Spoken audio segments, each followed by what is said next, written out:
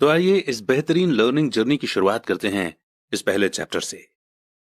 Rich dad poor dad Robert Kiyosaki के अनुसार वे कहते हैं, मेरे दो डैडी थे, एक अमीर और दूसरे गरीब। एक बहुत पढ़े लिखे थे और समझदार थे। वे पीएचडी थे और उन्होंने अपने 4 साल के अंडर ग्रेजुएट के काम को 2 साल से भी कम समय में कर लिया था। इसके बाद वे आगे पढ़ने के लिए Stanford university, university of Chicago और नॉर्थ वेस्टर्न यूनिवर्सिटी गए और यह सब उन्होंने पूरी तरह से स्कॉलरशिप के सहारे ही किया। मेरे दूसरे डैडी 8th क्लास से आगे नहीं पढ़े थे। दोनों ही अपने करियर में सक्सेसफुल थे। दोनों ने जिंदगी भर मेहनत की थी। दोनों ने ही काफी पैसा कमाया था, पर उनमें से एक पूरी जिंदगी पैसे के लिए परेशान होता रहा। दूसरा हवाई के सबसे अमीर लोगों में से एक बन गया। एक के मरने पर उसके परिवार, चर्च और जरूरतमंद को करोड़ों की दौलत मिली। दूसरा अपने पीछे कर्ज छोड़कर मरा। मेरे दोनों डैडी इरादे के पक्के, चमत्कारी और प्रभावशाली थे। दोनों ने मुझे सलाह दी, पर उनकी सलाह एक जैसी नहीं थी। दोनों ही एजुकेशन पर बहुत जोर देते थे, पर उनके द्वारा बताए गए पढ़ाई के सब्जेक्ट्स अलग अलग थे। अगर मेरे पास सिर्फ एक ही डैडी होते तो मैं या तो उनकी सलाह मान लेता या फिर उसे ठुकरा देता। क्योंकि सलाह देने वाले दो थे, इसलिए मेरे पास दो बिल्कुल अलग अलग विचार होते थे, एक अमीर आदमी का और दूसरा गरीब आदमी का। किसी भी एक विचार को सीधे सीधे मान लेने या न मानने के बजाय मैं उनकी सलाह पर काफी सोचा करता था, उनकी तुलना करता था और फिर खुद के लिए फैसला किया करता था। समस्या यह थी कि अमीर डैडी अभी अमीर नहीं थे और गरीब डैडी अभी गरीब नहीं थे। दोनों ही अपना करियर शुरू कर रहे थे और दोनों ही दौलत और परिवार के लिए मेहनत कर रहे थे, पर पैसे के बारे में दोनों के विचार और नजरिए एकदम अलग थे। एग्जाम्पल के तौर पर एक डैडी कहते थे कि पैसे का मोह ही सभी बुराइयों की जड़ है, जबकि दूसरे डैडी कहा करते थे पैसे की कमी ही सभी बुराइयों की जड़ है। जब मैं छोटा था तो मुझे दोनों डैडियों की अलग अलग सलाह से दिक्कत होती थी। एक अच्छा बच्चा होने के नाते मैं दोनों की बातें सुनना चाहता था। परेशानी यह थी कि दोनों एक जैसी बातें नहीं कहते थे। उनके विचारों में जमीन आसमान का फर्क था, खासकर पैसे के मामले में। मैं काफी लंबे समय तक यह सोचा करता कि उनमें से किसने क्या कहा और क्यों कहा और उसका नतीजा क्या होगा। मेरा बहुत सा समय सोच विचार में ही गुजर जाता था। मैं खुद से बार बार इस तरह के सवाल पूछा करता, उन्होंने ऐसा क्यों कहा? और फिर दूसरे डैडी की कही हुई बातों के बारे में भी इस तरह के सवाल पूछता। काश मैं ये बोल सकता कि हाँ वे बिल्कुल सही हैं, मैं उनकी बातों से पूरी तरह से सहमत हूं, या ये कहकर मैं सीधे उनकी बात ठुकरा सकता था, बुढ़े को यह नहीं पता कि वो क्या कह रहा है। अब क्योंकि दोनों ही मुझे प्यारे थे, इसलिए मुझे खुद के लिए सोचने पर मजबूर होना पड़ा। इस तरह सोचना मेरी आदत बन गई, जो आगे चलकर मेरे लिए बहुत फायदेमंद साबित हुई।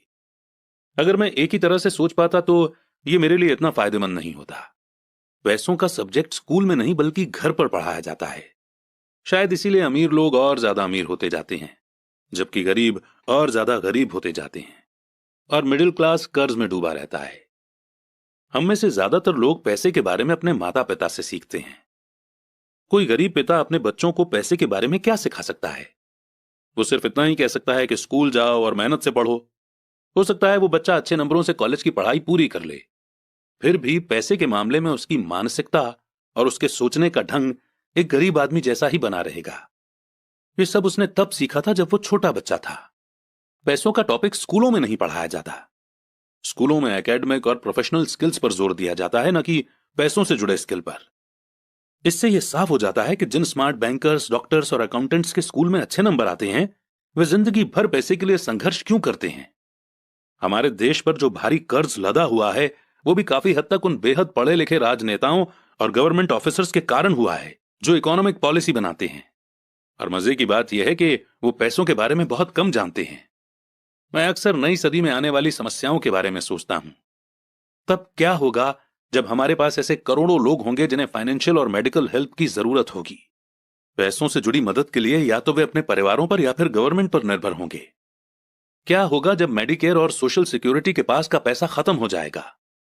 किस तरह कोई देश तरक्की कर पाएगा अगर पैसे के बारे में पढ़ाई की जिम्मेदारी माता पिता के ऊपर छोड़ दी जाएगी, जिनमें से ज्यादातर गरीब हैं या गरीब होंगे। क्योंकि मेरे पास दो प्रभावशाली डैडी थे, इसलिए मैंने दोनों से ही सीखा। मुझे दोनों की सलाह पर सोचना पड़ता था। इस तरह से सोचते सोचते मैंने यह भी जान लिया कि किसी इंसान के विचार उसकी जिंदगी पर कितना जबरदस्त असर डाल सकते हैं। एग्जाम्पल के तौर पर एक डैडी को यह कहने की आदत थी, मैं इसे नहीं खरीद सकता। दूसरे डैडी इन शब्दों के इस्तेमाल से चिढ़ते थे। वे जोर देकर कहा करते थे कि मुझे इसके बजाय यह कहना चाहिए कि मैं इसे कैसे खरीद सकता हूं।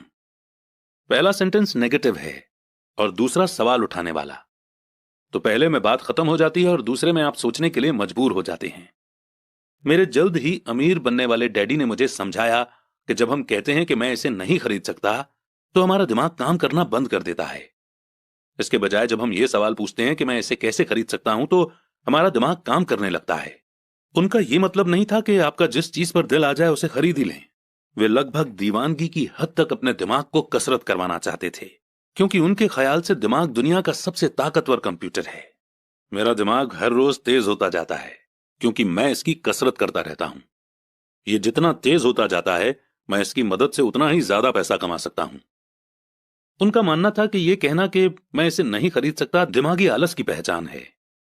हालांकि दोनों ही डैडी अपने काम में कड़ी मेहनत करते थे, पर मैंने देखा कि पैसे के मामले में एक डैडी की आदत यह थी कि वह अपने दिमाग को सुला देते थे और दूसरे डैडी अपने दिमाग की लगातार कसरत करवाते रहते थे। और इसका लॉन्ग टर्म नतीजा यह हुआ कि एक डैडी फाइनेंशियल रूप से बहुत अमीर होते चले गए, जबकि दूसरे डैडी लगातार कमजोर होते गए। इसे इस तरह से समझें कि एक इंसान हर रोज एक्सरसाइज करने के लिए जिम जाता है, जबकि दूसरा इंसान अपने सोफे पर बैठकर टीवी देखता रहता है। शरीर की सही एक्सरसाइज से आप ज्यादा हेल्दी हो सकते हैं और दिमाग की सही एक्सरसाइज से आप ज्यादा अमीर हो सकते हैं। आलस से सेहत और पैसा दोनों का नुकसान होता है। मेरे दोनों डैडियों की मेंटालिटी में जमीन आसमान का फर्क था। पुअर डैडी की सोच थी कि अमीरों को ज्यादा टैक्स देना चाहिए ताकि बेचारे गरीबों को ज्यादा फायदा मिल सके, जबकि अमीर डैडी कहते थे कि टैक्स उन लोगों को सजा देता है जो कुछ प्रोड्यूस करते हैं और उन लोगों को इनाम देता है जो प्रोड्यूस नहीं करते। पुअर डैडी सिखाते थे कि मेहनत से पढ़ो ताकि तुम्हें किसी अच्छी कंपनी में जॉब मिल जाए, जबकि अमीर डैडी की सीख ये थी कि मेहनत से पढ़ो ताकि तुम्हें किसी अच्छी कंपनी को खरीदने का मौका मिल जाए। पुअर डैडी कहते थे, मैं इसलिए अमीर नहीं हूं क्योंकि मुझे तुम बच्चों को पालना पड़ता है। अमीर डैडी कहते थे, मुझे इसलिए अमीर बनना है क्योंकि मुझे तुम बच्चों को अच्छे से पालना है। अमीर डैडी डिनर के टेबल पर पैसे और बिजनेस के बारे में बात करने के लिए हमेशा एनकरेज करते थे। पुअर डैडी खाना खाते समय पैसों की बातें करने के लिए मना करते थे। पुअर डैडी का कहना था, जहां पैसे का सवाल हो सुरक्षित कदम उठाओ, रिस्क मत उठाओ। अमीर डैडी का कहना था, रिस्क का सामना करना सीखो। एक का मानना था, हमारा घर ही हमारा सबसे बड़ा इन्वेस्टमेंट और हमारी सबसे बड़ी प्रॉपर्टी है। दूसरे का मानना था, मेरा घर मेरी जिम्मेदारी है, और अगर आपका घर आपकी नजरों में आपका सबसे बड़ा इन्वेस्टमेंट है तो आप गलत हैं। दोनों ही डैडी अपने बिल समय पर चुकाते थे, पर उनमें से एक सबसे पहले अपने बिल चुकाते जबकि दूसरे सबसे आखिर में। एक डैडी का यह मानना था कि कंपनी या गवर्नमेंट को आपका ध्यान रखना चाहिए और आपकी जरूरतों को पूरा करना चाहिए। वे हमेशा सैलरी में बढ़ोतरी, रिटायरमेंट प्लान, मेडिकल बेनिफिट, बीमारी की छुट्टी, छुट्टियों के दिन और बाकी फैसिलिटी के बारे में चिंतित रहते थे। वे अपने दो चाचाओं से बहुत प्रभावित थे जो आर्मी में चले गए थे, और 20 साल के एक्टिव जीवन के बाद उन्होंने अपने रिटायरमेंट और जीवन भर के आराम का इंतजाम कर लिया था। वे मेडिकल बेनिफिट के विचार को पसंद करते थे और आर्मी द्वारा अपने रिटायर्ड एम्प्लॉयज को दी जा रही सुविधाओं की भी तारीफ करते थे। उन्हें यूनिवर्सिटी का टेन्योर सिस्टम भी काफी पसंद था। कई बार जॉब से आजीवन मिल रही सुरक्षा और जॉब के फायदे जॉब से ज्यादा इंपॉर्टेंट हो जाते हैं। वे अक्सर ये कहते थे, मैंने गवर्नमेंट के लिए बहुत मेहनत से काम किया है, इसके लिए बदले में मुझे बेनिफिट मिलने चाहिए। दूसरे डैडी पूरी तरह से फाइनेंशियल इंडिपेंडेंस में विश्वास रखते थे। वे कन्वीनियंस मानसिकता के खिलाफ थे। वे ये मानते थे कि इस तरह की मानसिकता लोगों को कमजोर और फाइनेंशियल रूप से जरूरतमंद बनाती है। उनका पक्का विश्वास था कि आदमी को फाइनेंशियल रूप से काबिल होना चाहिए। एक डैडी कुछ डॉलर बचाने के लिए परेशान रहे, दूसरे डैडी एक के बाद एक इन्वेस्टमेंट करते रहे। एक डैडी ने मुझे बताया कि अच्छी जॉब तलाशने के लिए अच्छा सा बायोडाटा कैसे लिखा जाए। दूसरे डैडी ने मुझे यह सिखाया कि कैसे मजबूत बिजनेस और फाइनेंशियल प्लान्स लिखे जाएं, जिससे मैं किसी दूसरे को जॉब दे सकूं। दो प्रभावशाली डैडियों के साथ रहने के कारण मुझे एनालाइज करने का मौका मिला कि उनके विचारों का उनके जीवन पर कितना असर हो रहा है। मैंने पाया कि दरअसल लोग अपने विचारों से ही अपने जीवन को दिशा देते हैं। एग्जाम्पल के तौर पर मेरे गरीब डैडी हमेशा कहा करते थे, मैं कभी अमीर नहीं बन पाऊंगा, और उनकी यह भविष्यवाणी सही साबित हुई। दूसरी तरफ मेरे अमीर डैडी हमेशा खुद को अमीर समझते थे। वे इस तरह की बातें करते थे, मैं अमीर हूं और अमीर लोग ऐसा नहीं करते। एक बड़े फाइनेंशियल झटके के बाद जब वे दिवालिया होने के कगार पर थे, तब भी वे खुद को अमीर आदमी ही कहते रहे। वे अपने सपोर्ट में यह कहते थे कि गरीब ना होने और पैसे ना होने में फर्क होता है। पैसे पास में ना होना एक टेम्पररी कंडीशन है, जबकि गरीबी परमानेंट है। मेरे गरीब डैडी ये भी कहते थे कि मेरी पैसे में कोई रुचि नहीं है या पैसा इंपॉर्टेंट नहीं है। मेरे अमीर डैडी हमेशा कहा करते थे कि पैसे में बहुत ताकत है। हो सकता है कि हमारे विचारों की ताकत को कभी मापा न जा सके या फिर उन्हें पूरी तरह से समझा न जा सके। फिर भी बचपन में ही मैं ये समझ गया था कि हमें अपने विचारों पर ध्यान देना चाहिए और अपने एक्सप्रेशंस पर भी। मैंने देखा कि मेरे गरीब डैडी इसलिए गरीब नहीं थे क्योंकि वे कम कमाते थे, बल्कि इसलिए गरीब थे क्योंकि उनके विचार और काम गरीबों की तरह थे। दो डैडी होने के कारण बचपन से ही मैं इस बारे में बहुत सावधान हो चला था कि मैं किस तरह की सोच अपनाऊं। मैं किसकी बात मानूं, अपने अमीर डैडी की या अपने गरीब डैडी की। हालांकि दोनों ही एजुकेशन और नॉलेज को बहुत इंपॉर्टेंट मानते थे, पर क्या सीखा जाए इस बारे में दोनों की अलग अलग राय थी। एक चाहते थे कि मैं पढ़ाई में कड़ी मेहनत करूं, डिग्री लूं और पैसे कमाने के लिए अच्छी सी जॉब ढूंढ लूं। वे चाहते थे कि मैं एक प्रोफेशनल ऑफिसर, वकील या अकाउंटेंट बन जाऊं या एमबीए कर लूं। दूसरे डैडी मुझे एनकरेज करते थे कि मैं अमीर बनने का राज सीख लूं, ये समझ लूं कि पैसा किस तरह काम करता है और ये जान लूं कि इससे अपने लिए कैसे काम लिया जाता है। मैं पैसे के लिए काम नहीं करता, इन शब्दों को वो बार बार दोहराया करते थे। पैसा मेरे लिए काम करता है।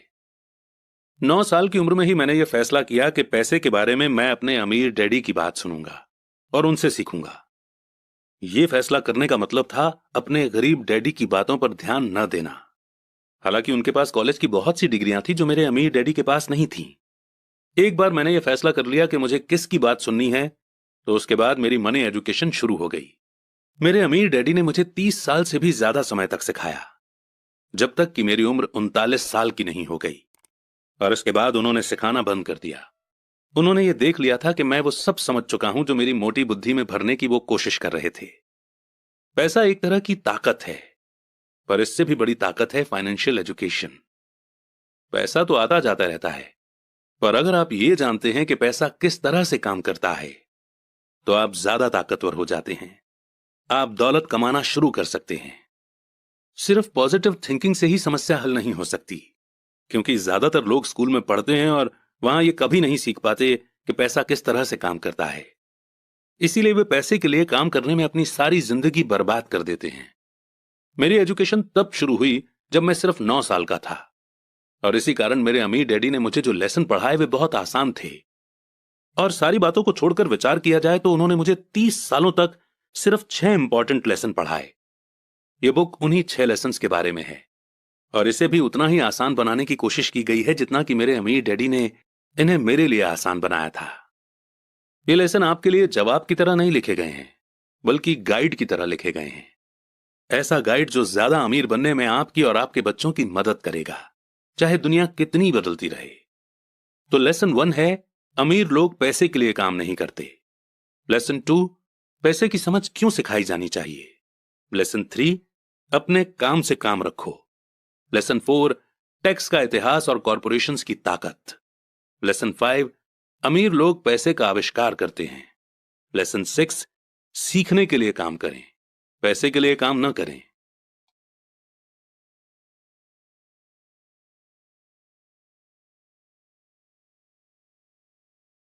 शुरुआत करते हैं चैप्टर 2 की, जिसमें हम सीखेंगे लेसन 1, अमीर लोग पैसे के लिए काम नहीं करते। डैडी, क्या आप मुझे बता सकते हैं कि अमीर कैसे बना जाए? वे सुनते ही मेरे डैडी ने अपना शाम का न्यूज़पेपर नीचे रख दिया। बेटे, तुम अमीर क्यों बनना चाहते हो? क्योंकि आज जिम्मी की मम्मी अपनी नई महंगी कार में आई और वो लोग पिकनिक पर अपने सी साइड वाले घर पर जा रहे थे। जिम्मी अपने साथ साथ अपने 3 दोस्तों को ले गया, पर माइक और मुझे नहीं ले गया। उसने हमसे ये कहा कि वो हमें इसलिए नहीं ले जाएगा क्योंकि हम लोग गरीब बच्चे थे। उसने ऐसा कहा? डैडी ने आश्चर्य से पूछा। हां, बिल्कुल ऐसा ही कहा, मैंने दर्द भरी आवाज में कहा। डैडी ने अपना सिर हिलाया नाक तक चश्मे को चढ़ाया और फिर न्यूज़पेपर पढ़ने लगे। मैं उनके जवाब का इंतजार करता रहा। ये 1956 की बात है, तब मैं 9 साल का था। किस्मत की बात थी कि मैं उसी पब्लिक स्कूल में जाता था जिसमें अमीर लोगों के बच्चे पढ़ते थे। हम शुगर प्लांटेशन के एरिया में रहते थे। प्लांटेशन के मैनेजर और उस एरिया के बाकी अमीर लोग जैसे डॉक्टर, बिजनेसमैन और बैंकर अपने बच्चों को फर्स्ट क्लास से 6th क्लास तक इसी स्कूल में भेजते थे। 6th क्लास के बाद बच्चों को प्राइवेट स्कूलों में भेजा जाता था। अगर मेरा परिवार सड़क के दूसरी साइड पर रह रहा होता तो मुझे अलग तरह के स्कूल में भेजा जाता, जहां मेरे जैसे परिवारों के बच्चे पढ़ते थे। 6th क्लास के बाद इन बच्चों की तरह मैंने भी पब्लिक इंटरमीडिएट और हाई स्कूल किया होता, क्योंकि उनकी ही तरह मेरे लिए भी प्राइवेट स्कूल में जाना पॉसिबल नहीं था। मेरे डैडी ने आकर न्यूज़पेपर को रख दिया। मुझे पता था कि वे क्या सोच रहे थे। उन्होंने धीमे से शुरुआत की। अगर तुम अमीर बनना चाहते हो तो तुम्हें पैसे बनाना सीखना चाहिए। मैं पैसे बनाना किस तरह सीख सकता हूं? अपने दिमाग के इस्तेमाल से, उन्होंने मुस्कुराते हुए कहा, जिसका असली मतलब यह था कि बस मैं तुम्हें इतना ही बता सकता हूं, या मैं इसका जवाब नहीं जानता, इसलिए मुझे तंग मत करो। एक पार्टनरशिप हुई। अगली सुबह मैंने अपने सबसे अच्छे दोस्त माइक को अपने डैडी की बातें बताई।